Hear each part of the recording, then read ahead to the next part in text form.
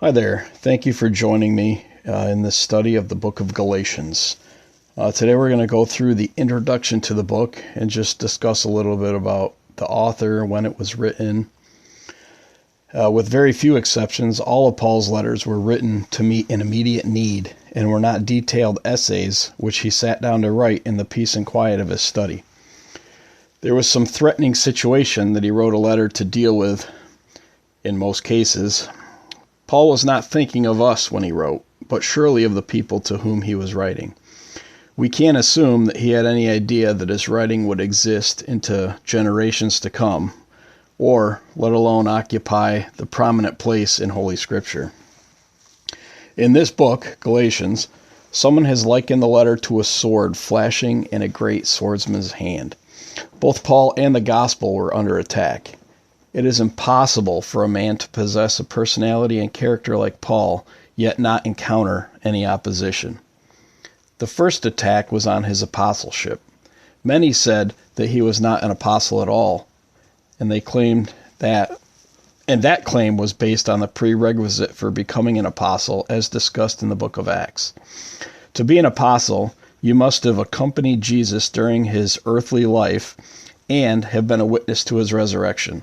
Paul obviously did not fill that qualification, and he was one of the early persecutors of the church.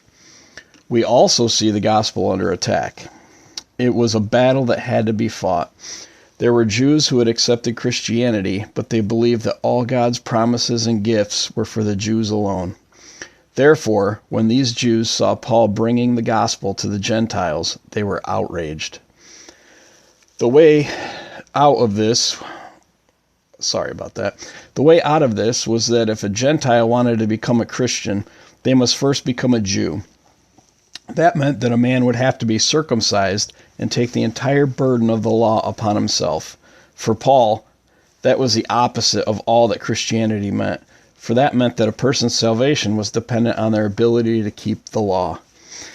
Paul believed that salvation was solely linked to God's grace. He believed that no one could earn God's favor. All a person could do was accept the love that God offered by making an act of faith and throwing himself totally on God's mercy. The question then arises, what place does the law have? Is it wiped out by grace? It can't be denied that the law was given by God. The law had its place in that it was telling people of their sin. If there was no law, man could not break it. Secondly, and I believe it's the most important, the law drives a person to God's grace. The trouble with the law is that since we are sinful, we can't keep it perfectly. That fact alone will force us to realize that our only hope is the grace of God. I don't know about you, but I know in my case that's true. No matter what I do, I'm never going to be good enough to earn God's grace. In this letter to the Galatians, we will see these themes, and in particular, Paul's great emphasis on the glory and grace of God. We will realize that we can never save ourselves. Galatian gets its title from the region in Asia Minor, where the churches addressed are located. It is the only one of Paul's epistles specifically addressed to churches in more than one city. There is no reason to question the internal claims that Paul wrote Galatians. He was born in Tarsus, a city in the province of Cilicia, not far from Galatia. He was schooled under the famous Rabbi Gamaliel, and he received thorough training in the Old Testament scripture and in all of the rabbinic traditions at Jerusalem. He was a member of the Pharisees, and he was one of first century Judaism's rising stars. The course of Paul's life took a sudden turn when, on his way to Damascus from Jerusalem to persecute Christians, he was confronted by the risen, glorified Christ. We can find this encounter in Acts 9. That encounter turned Paul from Christianity's chief persecutor to its greatest missionary. His 3 missionary journeys and trips to Rome turned Christianity from a faith that involved only a small group of Jewish believers into an empire-wide phenomenon. Galatians is one of the 13 letters addressed to Gentile congregations. In chapter 2, Paul goes on to describe his visit to the Jerusalem Council of Acts 15. So he must have written Galatians after this event. Most scholars date the Jerusalem Council about 49 AD. This is the most likely date for Galatians. In Paul's day, the word Galatia had two distinct meanings. In a strict ethnic sense, Galatia was the region of Asia Minor inhabited by the Galatians. They were a Celtic people who had migrated from Gaul, which is modern-day France, in the 3rd century BC. The Romans conquered the Galatians in 189 BC, but allowed them to have some measure of independence until 25 BC, when Galatia became a Roman province.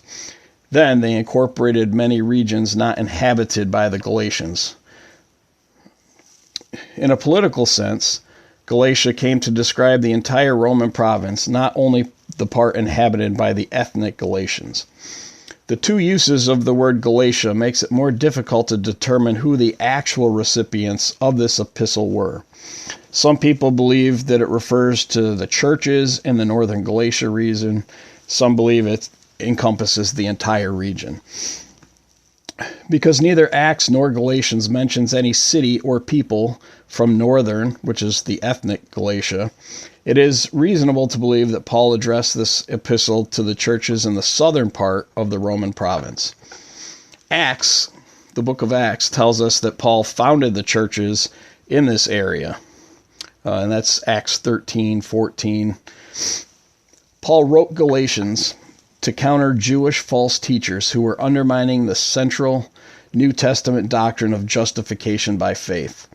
Ignoring the express decree of the Jerusalem Council, which you can read about in Acts 15 if you're unfamiliar with the Jerusalem Council, they spread the dangerous teaching that Gentiles must first become Jews and submit to all the Mosaic law before they could become Christians. Galatians provides us valuable historical information about Paul's background, including his 3-year stay in Arabia, which Acts actually doesn't mention at all, his 15-day visit with Peter after his stay there, his trip to the Jerusalem Council, and his confrontation with Peter. The central theme of this book, much like Romans actually, is justification by faith. The doctrine is the heart of the gospel, and Paul defends it both in its theological and practical ramifications. He also defends his position as an apostle, since, as in Corinth, false teachers tried to undermine his credibility. The main theological themes of Galatians are very similar to those of Romans. Thank you for being with me for this introduction. Join me for chapter 1 as we get into what Paul writes to these churches. Thank you very much.